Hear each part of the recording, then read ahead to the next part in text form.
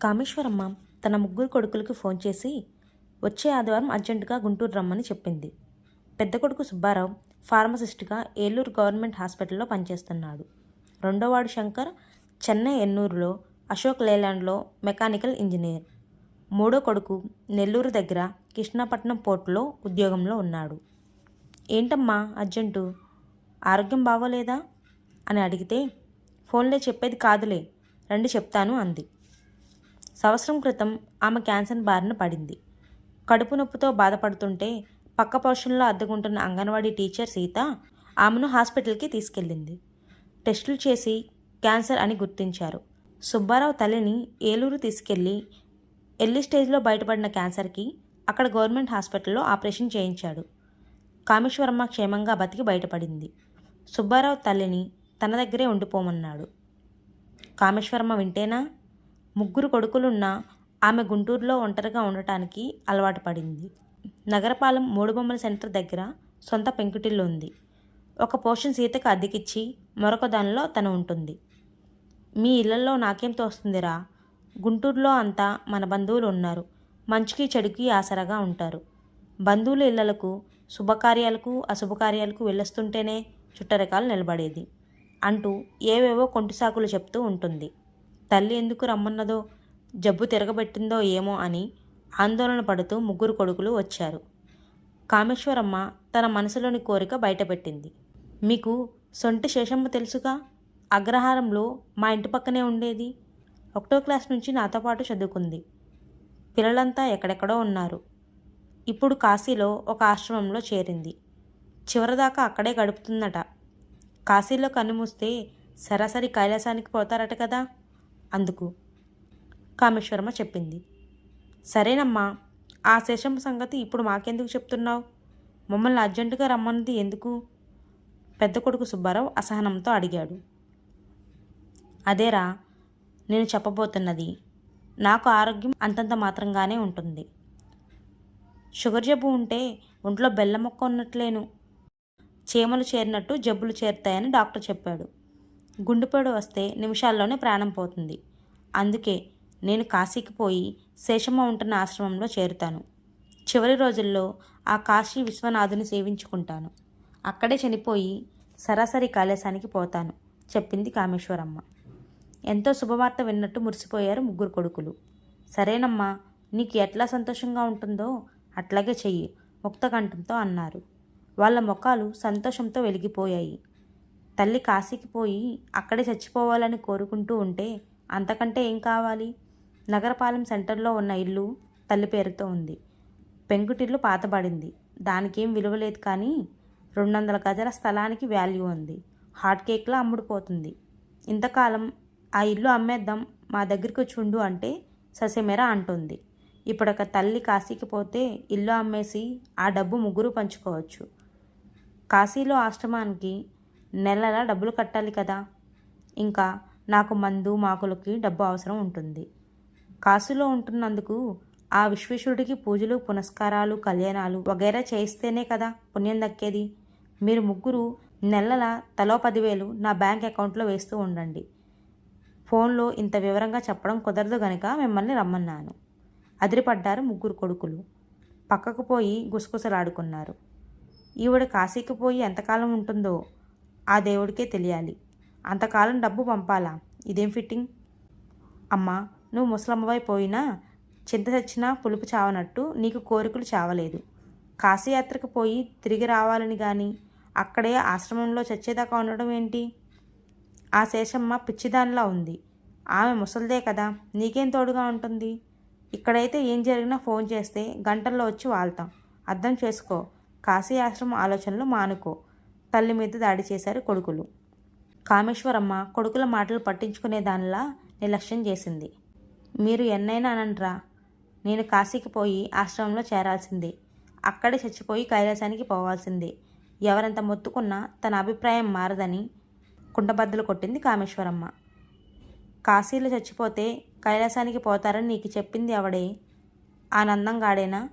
వాడిని పట్టుకొని తన్నాలి. ఆవేశపడిపోయాడు పెద్ద కొడుకు సుబ్బారావు. నందం రామశాస్త్రి సుబ్బారావుకి చిన్ననాటి స్నేహితుడు. అతను తండ్రి నుంచి వారసత్వంగా వచ్చిన పౌరోహిత్యం చేస్తున్నాడు. రామశాస్త్రి నగరపాలెం వచ్చినప్పుడల్లా కామేశ్వరమ్మ ఇంటికి వచ్చి పలకరించి యోగక్షేమాలు కనుక్కుంటూ ఉంటాడని, పళ్ళు పలహారాలు ఇస్తుంటాడని మురిసిపోతూ చెప్తూ ఉంటుంది. అతడే తల్లికి ఇదంతా నూరిపోసి ఉంటాడని సుబ్బారావు అనుమానం. నాకు ఒకరు చెప్పేదేంట్రా, టీవీల్లో స్వాములు రోజు ప్రవచనాలు చెప్తూ ఉంటేను వాళ్ళంతా తెలుగు తక్కువ దద్దమ్మలా. మీకు నమ్మకాలు లేకపోతే పోయినాయి, నా నమ్మకం నాది. ఇప్పుడే కదరా అన్నారు నీకు ఏది సంతోషం కలిగిస్తే అదే చేయమని. జీవిత చరమాంకం కాశీలో గడపడం, అక్కడే శివైకం చెందటం కంటే సంతోషం ఇంకేముంటుందిరా. డబ్బులు పంపమని అడిగానని ఫ్లేటు విరాయిస్తున్నారు ఉక్రోషంతో అంది కామేశ్వరమ్మ. కథ అడ్డం తిరిగింది. తామెంత చెప్పినా తల్లి కాశీయాత్ర మానుకోదనే విషయం వాళ్ళ బుర్రకెక్కింది. అమ్మా, నీకు సంవత్సరాల తరబడి నెలలా 10,000 డబ్బు పంపడం మా వల్ల కాదు. ఇంటద్దెలు, కరెంటు ఛార్జీలు, పిల్లల చదువులకు మాకొచ్చే జీతం బోటిగా సరిపోతుంది. ఇంకా పప్పులు, ఉప్పులు, నూనెలు, కూరగాయల రేట్లు ఆకాశం అంటుతున్నాయి. అయినా ఒకదానికి నెలకి 30,000 ఖర్చా? అదేమన్నా ఏసీ ఆశ్రమా, 5 స్టార్ హోటలా? కాశీలో ఉచిత సత్రాలు చాలానే ఉంటాయి కదా, వాటిలో ఉండొచ్చుగా. తమ డెసిషన్ చెప్పారు కొడుకులు. కామేశ్వరమ్మకు అంతులేని కోపం వచ్చింది. ఇంత బతికి చివరికి సత్రంలో ఉండమంటారా? వృద్ధాప్యంలో తల్లి కోరిక తీర్చలేని కృతజ్ఞులు అనుకుంటూ ఆవేదన చెందింది. పొండిరా పొండి, మీ డబ్బులు నాకేం అవసరం లేదు. ఎట్లా జరగాల్సి ఉంటే అట్లా జరుగుతుంది. నేను ఈ ఇంట్లోనే చావాలని దేవుడు రాసిపెట్టాడేమో అని మండిపడింది. నవమాసాలు మోసి కనిపించిన తల్లి కోరికను తీర్చలేని దౌర్భాగ్యులైన కొడుకులు ఉండి ఏం ప్రయోజనం? కలియుగంలో కొడుకుల ప్రవర్తన ఇంతే కాబోలు అనుకుంది కామేశ్వరమ్మ. తల్లి కళ్ళు చెమ్మగిల్లడంతో కొంచెం కంగారు పడినా వెంటనే సర్దుకున్నారు కొడుకులు. తల్లుకి ముసలితనంలో చాదస్తం పెరిగిపోయింది. తాము డబ్బు పంపడానికి ఒప్పుకోకపోతే ఇంకేం చేస్తుంది, చచ్చినట్టు ఇక్కడే ఉంటుంది అని డిసైడ్ అయ్యారు. అక్కడి నుంచి నెమ్మదిగా జారుకున్నారు. కానీ తల్లి ఏ విషయాన్నైనా చాలా సీరియస్గా తీసుకుంటుందని వాళ్ళకి తెలియదు. కొంతకాలం తర్వాత కామేశ్వరమ్మ ఇల్లు ఖాళీ చేసింది. ఇంట్లో పాత సామాను బీదా బిక్కిలకు పంచిపెట్టింది. మంచం, కుర్చీలు, టీవీ వంటివి పక్క పోర్షన్లో అద్దెకుంటున్న సీత తీసుకుంది.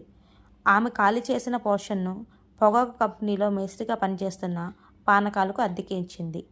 కాశీలో తనకు నెలలా బ్యాంక్ ఖాతాలో అద్దె డబ్బులు వేసేట్టు ఒప్పందం చేసుకుంది. బంధుమిత్రులందరి దగ్గర ఇదే చివరి చూపు అంటూ కన్నీళ్లు పెట్టుకుని వీడుకోలు తీసుకుంది. ఆ విధంగా గుంటూరులో పుట్టి పెరిగిన కామేశ్వరమ్మ కథమలుపు తిరిగి కాశీలో తేలింది. సొంటి శేషమ్మ ఉంటున్న ఆశ్రమంలో సెటిల్ అయిపోయింది. తల్లి కాశీయాత్రకు వెళ్ళిపోయిందన్న సంగతి కొడుకులకి తెలియదు. కొడుకుల మీద కోపంతో వెళ్ళేటప్పుడు చెప్పలేదు. తల్లి కాశీ చేరుకొని ఆశ్రమంలో సెటిల్ అయిందన్న చేదు నిజం కొడుకులకు తర్వాత తెలిసింది. అది కామేశ్వరమ్మ ద్వారానే. కాశీకి వెళ్ళిపోయాను రా, ఆశ్రమంలో చేరాను. నేను చనిపోయాక ఆశ్రమం వాళ్ళు మీకు ఫోన్ చేసి చెప్తారు, వచ్చి తలకొరివి పెట్టండి ఫోన్ చేసి చెప్పింది కామేశ్వరమ్మ. ముగ్గురు కొడుకులు పెద్ద షాక్ తిన్నారు. తర్వాత తేరుకున్నారు. డబ్బు పంపాల్సిన బాధ తప్పినందుకు సంతోషించారు.